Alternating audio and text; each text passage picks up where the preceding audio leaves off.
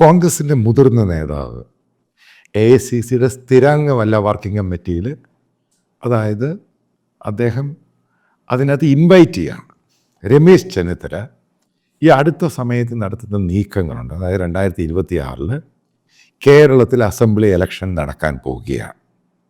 അതായത് പാർലമെൻറ്റ് ഇലക്ഷൻ്റെ റിസൾട്ട് വെച്ച് നോക്കുകയാണെങ്കിൽ കോൺഗ്രസ് നയിക്കുന്ന UDF അധികാരത്തിൽ വരാനുള്ള സാധ്യത കൂടുതലാണ്. അതിൻ്റെ പേരിലാണ് അടുത്ത മുഖ്യമന്ത്രി ആരായിരിക്കും, അതിൻ്റെ പേരിലാണ് രമേശ് ചെന്നിത്തല നീക്കങ്ങൾ നടത്തുന്നത്. അപ്പോൾ ആദ്യം SNDPയുടെ വെള്ളാപ്പള്ളിയെ കാണുന്നു, പുള്ളിയുടെ അനുഗ്രഹം മേടിക്കുന്നു. കാരണം വെള്ളാപ്പള്ളിയുടെ മകൻ്റെ പാർട്ടിയുണ്ട് BDJS, കാരണം അതിനെ UDFിലോട്ട് എടുക്കണം. അപ്പോൾ അതിൻ്റെ ചർച്ച നടത്തുന്നുണ്ട് രമേശ് ചെന്നിത്തല. കാരണം അതിന് വാതിൽ തുറന്നു കൊടുത്തിരിക്കുകയാണ്. കാരണം ഞാൻ അറിയാൻ സാധിച്ചാണ് ഓരോ സംഭവങ്ങൾ. രണ്ടാമത് NSSൻ്റെ ഏകദേശം 11 വർഷത്തിന് ശേഷം പെരുന്നയിൽ നടന്ന സമ്മേളനത്തിൽ സുകുമാരൻ നായർ NSSൻ്റെ ജനറൽ സെക്രട്ടറി വീണ്ടും രമേശ് ചെന്നിത്തലയെ വിളിപ്പിക്കുന്നു. അതിൻ്റെ ആ പ്രോഗ്രാമുമായിട്ട് ബന്ധപ്പെട്ട് അവർ തമ്മിലുള്ള വ്യക്തിപരമായ വലിയ ഇഷ്യൂ ഒക്കെ ഉണ്ടായിരുന്നു. മാവേലിക്കര യൂണിയനുമായിട്ട് ബന്ധപ്പെട്ട്, കാരണം രമേശ് ചെന്നിത്തല ആളിന് അവിടെ യൂണിയൻ്റെ പ്രസിഡൻ്റ് ആകണം, പക്ഷേ സുകുമാരൻ നായർ അവിടെ NSSൻ്റെ ആളാകണം എന്നുള്ളതായിരുന്നു ധാരണ. പക്ഷേ ഇവർ തമ്മിൽ അതിൻ്റെ അകത്ത് ഓടക്കായി. അതിൻ്റെ പേര് ഒരു സംസാരം പോലും ഇല്ലായിരുന്നു. അവസാനം അവർ കോംപ്രമൈസായിട്ട് രമേശിനെ വീണ്ടും അവിടെ വിളിപ്പിക്കുന്നു. സുകുമാരൻ നായരുടെ എല്ലാ സപ്പോർട്ടും കൊടുക്കുന്നു.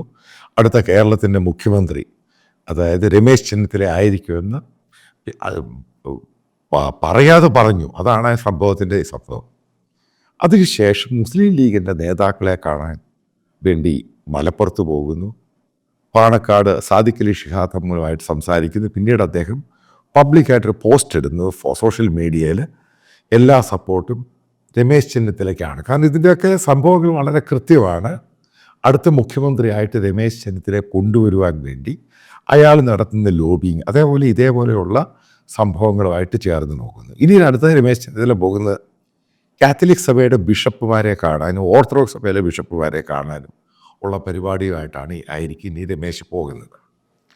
അപ്പോൾ ചോദ്യം വരുന്നു, രമേശ് ചെന്നിത്തല അടുത്ത കേരളത്തിലെ കോൺഗ്രസ് വന്നാൽ മുഖ്യമന്ത്രി ആകുമോ ഇല്ലയോ? പക്ഷേ ഞാൻ തീർത്ത് പറയത്തൊന്നുമില്ല UDF വരാനുള്ള സാധ്യത വളരെ കൂടുതലെന്ന് ഞാൻ പറയൊന്നുമില്ല. കാരണം പല പൊളിറ്റിക്കൽ ഇഷ്യൂസൊക്കെ വന്നും പല രീതിയിലുള്ള സംഭവങ്ങൾ മാറി മറിഞ്ഞ് ഇതിനൊക്കെ മാറാൻ സാധ്യതയുണ്ട്. ഇപ്പോഴീ കാണുന്നൊന്നും ആയിരിക്കില്ല 2026 ഉണ്ടാകാൻ പോകുന്നത്. പല വ്യത്യസ്തമായ സാഹചര്യങ്ങളും കണക്കുകളും കൂട്ടിക്കുഴയ്ക്കലൊക്കെ കയറി വരും. അപ്പോൾ അടുത്ത് നമ്മളത് മാറ്റി വെച്ചിട്ട് നമുക്ക് ചോദിക്കാം, രമേശ് ചെന്നിത്തല പോസിബിലിറ്റി എത്ര ആണെന്ന്. ഞാനൊരു കാര്യം പറയാം.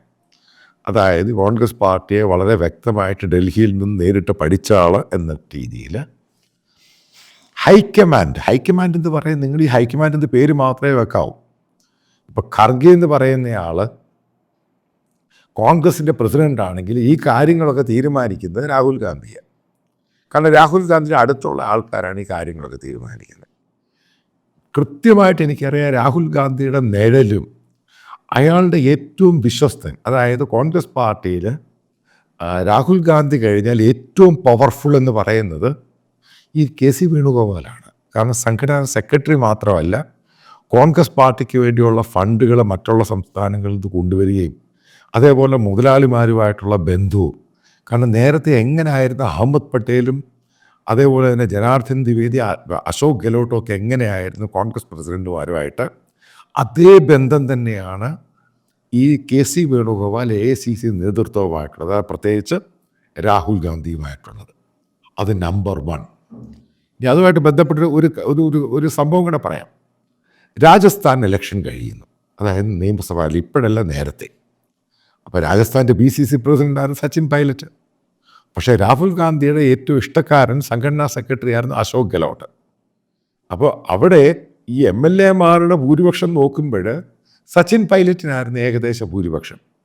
പക്ഷേ രാഹുൽ ഗാന്ധി മറ്റുള്ളവരെല്ലാം കൂടെ ചേർന്ന് സച്ചിൻ പൈലറ്റിനെ ഒതുക്കാൻ വേണ്ടി ചെയ്ത ഗെയിം അശോക് ഗെഹ്ലോട്ട് അയാൾക്ക് അവിടുത്തെ മുഖ്യമന്ത്രി ആകണം. പിന്നീട് ഈ സച്ചിൻ പൈലറ്റിനുണ്ടായിരുന്ന പിന്തുണയെല്ലാം മാറ്റി അത് അശോക് ഗെഹ്ലോട്ടിന് ഉണ്ടാക്കി കൊടുത്ത് രാഹുൽ ഗാന്ധിയുടെ നിർദ്ദേശപ്രകാരമാണ് അശോക് ഗെഹ്ലോട്ട് അവിടുത്തെ മുഖ്യമന്ത്രിയാകുന്നത്. കാരണം ഹൈക്കമാൻഡുമായുള്ള പിടുത്തം. ഇപ്പം നമ്മളെടുക്കാം എങ്ങനെയായിരിക്കും ഇവിടെ ഉണ്ടാക്കാൻ പോകുന്നത്? ഒന്നാമത് ഞാൻ ഒരു കാര്യങ്ങൾ പറയാം. കേരളത്തിലെ കഴിഞ്ഞ പ്രാവശ്യം പ്രതിപക്ഷ MLA മാർ അവരുടെ ഒപ്പോസിഷൻ ലീഡറിനെ തിരഞ്ഞെടുത്തപ്പോഴ് ഈ പറയുന്ന രമേശ് ചെന്നിത്തലയെക്കാളും ഭൂരിപക്ഷം കിട്ടിയത് VD സതീശന്. അത് വളരെ ക്രിസ്റ്റൽ ക്ലിയറാണ്. അതിനകത്ത് KC വേണുഗോപാലിൻ്റെ പിന്തുണ, പൂർണ്ണമായിട്ടുള്ള പിന്തുണ ആർക്കുണ്ടായിരുന്നു? VD സതീശനുണ്ടായിരുന്നു. അതുകൊണ്ട് കാരണം കേരളത്തിലുള്ള കോൺഗ്രസ് നേതാക്കൾ, കാരണം AUIയും ഗ്രൂപ്പുകളൊക്കെ ഒന്നും ഇല്ലാതായി. അതായത് സുധാകരൻ്റെ പൊളിറ്റിക്സ് ഏതാണ്ട് കഴിഞ്ഞു. കാരണം അദ്ദേഹത്തിന് ഹെൽത്ത് ഗ്രൗണ്ടിൽ അത് കംപ്ലീറ്റ് ഡൗൺ. അപ്പോൾ ഇന്നലത്തെ അദ്ദേഹത്തിൻ്റെ പ്രസ്താവന, അദ്ദേഹത്തിൻ്റെ രൂപവും ഭാവവും എല്ലാം കണ്ടു കഴിഞ്ഞപ്പോൾ കൂടിപ്പോയ 3-4 മാസം അദ്ദേഹം KPCC പ്രസിഡൻ്റായി ഇരിക്കാനുള്ള സാധ്യതയുള്ളൂ. കാരണം അദ്ദേഹത്തെ മാറ്റും. കാരണം ഇലക്ഷൻ വരാൻ പോവുക കേരളത്തിൽ 2020. കാരണം ഇപ്പോഴേ അതിൻ്റെ തയ്യാറെടുപ്പുകൾ നടത്തുന്നു. കാരണം KPCC ഓഫീസ് അദ്ദേഹം വരാറേ ഇല്ല. ഇപ്പോൾ ആലപ്പുഴയിലെ പഴയ നിന്നുള്ള സീനിയർ നേതാവായിട്ടുള്ള M. ലിജു ആണ് ഇടയ്ക്ക് പോയിട്ട് അവിടെ കാര്യങ്ങളൊക്കെ ചെയ്യുന്നത്. KPCC ഓഫീസ് വേറെ ആരും പോകാറില്ല. ഞാൻ കൃത്യമായിട്ട് അറിഞ്ഞതാണ് ഈ സംഭവം. അപ്പം സുധാകരൻ മാറും ഉറപ്പായിട്ടും അടുത്ത KPCC പ്രസിഡൻ്റായിട്ട് വേറൊരാൾ വരും.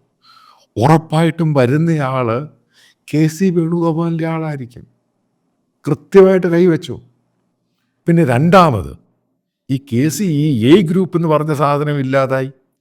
ഈ പറയുന്ന രമേശ് ചെന്നിത്തല കൂടെ ഉണ്ടായിരുന്ന I ഗ്രൂപ്പിലെ നേതാക്കൾ MLA മാരും മുഴുവനും KC വേണുഗോപാലിൻ്റെ കൂടെ പോയി. കാരണം KC വേണുഗോപാലാണ് ഈ പറയുന്ന രമേശിനേക്കാളും പവർഫുൾ ലീഡർ ഡൽഹിയിൽ. കാരണം രാഹുൽ ഗാന്ധി ആ കുടുംബവുമായിട്ടുള്ള അടുപ്പം മാത്രം. അപ്പം നാച്ചുറലായിട്ട് കേരളത്തിലെ കോൺഗ്രസ് നേതാക്കൾ ഈ പറയുക I ഗ്രൂപ്പുകാർ A ഗ്രൂപ്പുകാരും ഒന്നടങ്കം ഇപ്പം ഈ KC വേണുഗോപാലിൻ്റെ കൂടെ. അതായത് ഒരു കാരണവശാലും രമേശ് ഉദ്ദേശിക്കുന്ന ആളുകൾക്ക് പോലും അടുത്ത പ്രാവശ്യം അസംബ്ലി ഇലക്ഷനിൽ സീറ്റ് കിട്ടത്തില്ല. ഒന്നാമത് PB അൻവർ, അദ്ദേഹത്തിൻ്റെ അൻവർ സാദത്ത് ആലുവ MLA രമേശിൻ്റെ അടുത്ത ആളാണ്. പക്ഷെ അടുത്ത പ്രാവശ്യം സീറ്റ് കൊടുക്കില്ല. കാരണം 3ാമത്തെ 4ാമത്തെ ടേമാണ് അടുത്ത ആളിനെ കൊണ്ടുവരും. അപ്പോൾ വരാനുള്ള സാധ്യതയുള്ളത് എറണാകുളം DCC പ്രസിഡൻ്റാണ്. അതേപോലെ TJ വിനോദ് രമേശിനാണ് കഴിഞ്ഞ പ്രതിപക്ഷ സ്ഥാനത്ത് രമേശിന് അനുകൂലമായിട്ട്. അങ്ങനെ പല ആൾക്കാരെയും രമേശിന് താല്പര്യമുള്ളവർക്ക് സീറ്റ് കൊടുക്കത്തില്ല. കാരണം തീരുമാനിക്കുന്നതിനെ KC വേണുഗോപാൽ. അപ്പം അയാൾ തീരുമാനിക്കും രമേശിൻ്റെ ആൾക്കാർക്ക് സീറ്റ് അങ്ങ് കട്ട് ചെയ്യും. ജയിച്ചു വരുന്നതെല്ലാം KC വേണുഗോപാലിൻ്റെ ആളുകളായിരിക്കും കയറി ജയിച്ചു വരുന്നത്. അപ്പം ഇതിലേറ്റവും കൂടുതൽ അതായത് MLA-മാർ ഉണ്ടാകാൻ പോകുന്ന KCയുടെ ആൾക്കാരാണ്. പിന്നെ എങ്ങനെ രമേശിൻ്റെ കോൺഗ്രസ് പാർലമെൻ്ററി പാർട്ടിക്കകത്ത് ഭൂരിപക്ഷം കിട്ടുന്നത്? വരാൻ പോകുന്ന KPCC പ്രസിഡന്റ് KCയുടെ ആളാണ്. അതേപോലെ തന്നെ ഈ കോൺഗ്രസിൻ്റെ ജയിച്ചു വരുവാണെങ്കിൽ അവരുടെ ആൾക്കാരും കോൺഗ്രസിൻ്റെ ആൾക്കാർ ഈ KCയുടെ ആളാണ്. പിന്നെ എങ്ങനെ രമേശ് ഇവിടെ മുഖ്യമന്ത്രിയാകാൻ പോകുന്ന പോസിബിലിറ്റി എൻ്റെ അഭിപ്രായത്തിൽ വളരെ 0 പോസിബിലിറ്റിയാണ് രമേശിനുള്ളത്. അതുപോലെ രമേശിന് നേരത്തെ ഉണ്ടായിരുന്ന ഡൽഹിയിലെ ആ ക്രൗഡ് മുഴുവനും പോയി. കാരണം KC വേണുഗോപാൽ വന്ന് പുതിയ നേതാക്കളും പുതിയ ആൾക്കാരും വന്നു. ഇപ്പം അത് വേറെ തെളിവ് ഞാൻ പറയാം. ഇപ്പം രമേശിനാണ് മഹാരാഷ്ട്ര ചാർജ് കൊടുത്തത് ഇലക്ഷൻ്റെ ആയിട്ട്. മഹാരാഷ്ട്ര കോൺഗ്രസ് തോറ്റു തുന്നം പാടി. അപ്പം ഇതിൻ്റെ ബ്ലെയിമെല്ലാം രമേശിൻ്റെ തലയിലിരിക്കുകയാണ്. കാരണം രമേശിനാണ് കംപ്ലീറ്റ് ഇൻചാർജ്. അതേപോലെ രമേശ് ചെന്നിത്തല എന്ന് പറഞ്ഞ നേതാവ് എനിക്ക് തോന്നുന്നില്ല കേരളത്തിൻ്റെ ചരിത്രത്തിൽ ഇനി മുഖ്യമന്ത്രിയാകാനുള്ള സാധ്യത വളരെ വളരെ കുറവാണ്. ഇപ്പം നിങ്ങൾ പറയുമ്പോൾ മുസ്ലിം ലീഗിനോട് രാഹുൽ ഗാന്ധി പറയുന്നു, അയാൾ പറഞ്ഞാൽ കേൾക്കുന്നില്ലേ പാർട്ടിയൊക്കെ ഉള്ളൂ മുസ്ലിം ലീഗ്. അപ്പോൾ അവരോട് പറയും വേണമെങ്കിൽ ആദ്യം KC വേണുഗോപാൽ വരട്ടെ, അതിനുശേഷം 1 വർഷം 2 വർഷം നിങ്ങളുടെ ഒരാൾ മുഖ്യമന്ത്രി ആകട്ടെ എന്ന് പറഞ്ഞാൽ മുസ്ലിം ലീഗ് അതോടെ തീർന്നു. ഇങ്ങനെയൊക്കെയാണ് രാഷ്ട്രീയത്തിൽ സംഭവിക്കുന്നത്. കാരണം അങ്ങനെയാണ് ഡൽഹി പൊളിറ്റിക്സിൽ കോൺഗ്രസ് പാർട്ടി ചെയ്യുന്നത്. കോൺഗ്രസ് പാർട്ടിക്കകത്ത് ഈ പറയുന്ന ജനാധിപത്യം വലിയ പൂജ്യമാണ്. പിന്നെ ഇപ്പം ജനാധിപത്യമായിട്ട് രമേശ് ചെന്നിത്തലയ്ക്ക് പാർലമെൻ്ററി പാർട്ടിയിലും കോൺഗ്രസ് പാർട്ടിയിലും മുൻതൂക്കം ഉണ്ടെങ്കിൽ പോലും അതിനെ വെട്ടും. എത്രയിടത്ത് വെട്ടിയിട്ടുണ്ട്. അപ്പം ഞാൻ കാണുന്നത് in case Congress party UDF അധികാരത്തിൽ വരുവാണെങ്കിൽ ഈ രമേശ് ചെന്നിത്തല ഈ കാണിക്കുന്നതിൻ്റെ അകത്ത് വലിയ അർത്ഥമൊന്നുമില്ല. പിന്നെ അതേപോലെ തന്നെ ഈ കേരളത്തിൽ പല ആൾക്കാരും അടുത്ത മുഖ്യമന്ത്രിയാകാൻ ശ്രമിക്കുന്നുണ്ട്. അതായത് ഈ പറയുന്ന K. മുരളീധരൻ. ഞാൻ ഇപ്പോൾ ഒരു കാര്യം നിങ്ങളോട് ചോദിക്കട്ടെ, K. മുരളീധരൻ കേരളത്തിൽ നിന്നാൽ ജയിക്കുന്നൊരു കോൺസ്റ്റിറ്റ്യുവൻസി എവിടാന്ന് പറഞ്ഞാൽ അദ്ദേഹത്തിന് ഏത് കോൺസ്റ്റിറ്റ്യുവൻസി കൊടുക്കുമെന്ന് ജയിക്കാൻ വേണ്ടി ആ രീതിയിലായിട്ടുണ്ട് K. മുരളീധരൻ. വേണ്ടാത്തവർക്ക് കയറി മത്സരിച്ച് തോറ്റ് അതിനൊരു പരുവത്തിലായി. അല്ലെങ്കിൽ മുസ്ലിം ലീഗ് അവരുടെ ഒരു സീറ്റ് ഉറപ്പാവുന്നൊരു സീറ്റ് കൊടുത്താലേ അയാൾക്ക് സീറ്റുള്ളൂ. അല്ലാതെ കോൺഗ്രസ് ജയിക്കുന്ന ഒരു മണ്ഡലം പോലും അയാൾ നിന്ന് കഴിഞ്ഞാൽ തോറ്റുപോകും. പിന്നെ മറ്റൊരു സംഭവമുണ്ട്. ഇതൊക്കെ നമ്മൾ ഇലക്ഷൻ്റെ റിസൾട്ടൊക്കെയാണ് സംഭവം വരട്ടെ. ഈ കോൺഗ്രസ് പാർട്ടിക്കുള്ള തമ്മി തല്ലും ഈ കാലുവാരി തോൽപ്പീരിൻ്റെ ഒക്കെ സംഭവത്തിനകത്ത് ഉസ്താദ്മാരാണ് കോൺഗ്രസ് പാർട്ടി നേതാക്കളും പ്രവർത്തകരും. അടുത്ത പ്രാവശ്യം ഹരിപ്പാട്ടൂന്ന് രമേശ് ചെന്നിത്തല ജയിക്കുമോ ഇല്ലയോ എന്നെങ്ങനെ അറിയാം? ഈ കെ സിയുടെ ആൾക്കാർ, കെ സി അവിടെ MP ആണ്. കാരണം അയാൾക്കറിയുന്ന ഒത്തിരി പേരുണ്ടായിട്ട് കെ സിയുടെ ആൾക്കാർ കാലുവാരിയ രമേശ് തോറ്റുപോയി. ഇപ്പം ജയിച്ചാലല്ലേ അടുത്ത മുഖ്യമന്ത്രി സ്ഥാനാർത്ഥി എന്ന് പറയാൻ പറ്റത്തുള്ളൂ. ഇതൊക്കെ പല ഫാക്ടേഴ്സും പല വേർട്ടിക്കൽസും ഉണ്ട്. അതായത് കേരളത്തിലെ പല മീഡിയയും ഈ പറയുന്ന രീതിയിലൊന്നുമല്ല ഡൽഹി ഹൈക്കമാൻഡ് പ്രവർത്തിക്കുന്നത്. കാരണം എനിക്ക് അടുത്തറിയാവുന്ന സംഭവം എങ്ങനെ ഇവർ പ്രവർത്തിക്കുന്നതെന്ന്. നമ്മൾ ഏറ്റവും ശ്രദ്ധിക്കേണ്ടത് അടുത്ത വരാൻ പോകുന്ന PCC പ്രസിഡന്റ് ആരായിരിക്കും, അതിനെ ബേസ് ചെയ്ത്. ഇതിനകത്ത് ഏറ്റവും വലിയ തമാശ എന്ന് പറയുന്നത് ശശി തരൂർ എന്ന് പറയുന്ന ഒരു ഗ്ലോബൽ മലയാളി, അയാൾ കേരള രാഷ്ട്രീയത്തിലൊന്നും അല്ലാതായി ഇന്ത്യൻ രാഷ്ട്രീയത്തിലൊന്നുമല്ല. അതാണ് ഈ കോൺഗ്രസ് പാർട്ടി എന്ന് പറയുന്നത്. അതിന് ഇന്നും കേരളത്തിലെ കോൺഗ്രസ്സുകാർക്ക് ശരിക്കും അറിയത്തില്ല. ഈ കോൺഗ്രസിനെ സപ്പോർട്ട് ചെയ്യുന്നവർക്ക് മനസ്സിലായിട്ടില്ല എങ്ങനെയാണ് ഈ കോൺഗ്രസ് പാർട്ടിയുടെ ഗെയിം പ്ലാൻ. നോക്ക്, ശശി തരൂർ എന്തൊക്കെയായിരുന്നു പാർലമെൻറ്റിൽ. ശശി തരൂർ ഇതിക്കാളുടെ സീറ്റ് കണ്ടോ? എവിടൊക്കെ ആൾക്ക് പ്രസംഗിക്കാൻ സ്ഥാനം കൊടുത്തേക്കുന്നത്?